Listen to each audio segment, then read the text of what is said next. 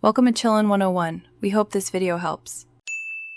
In this video, I will explain how to launch control your BMW M2. First, ensure your engine is at its optimal operating temperature, typically after driving at least 6 miles.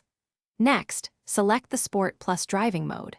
Finally, deactivate the Dynamic Stability Control System by pressing and holding its button for a few seconds. This prepares your vehicle for an exhilarating launch.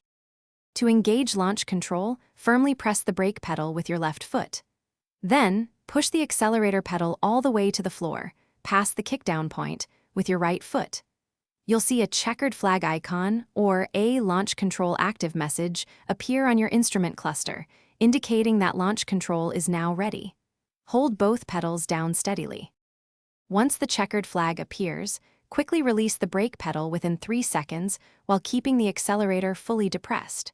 Your BMW M2 will then launch with maximum acceleration, managing wheel spin for optimal grip. Upshifts occur automatically as long as the flag symbol is displayed and the accelerator pedal is not released. Do not lift off the throttle. Remember to use launch control sparingly, as it puts significant stress on your vehicle's drivetrain components. Always ensure you are in a safe, clear, and legal environment before attempting a launch.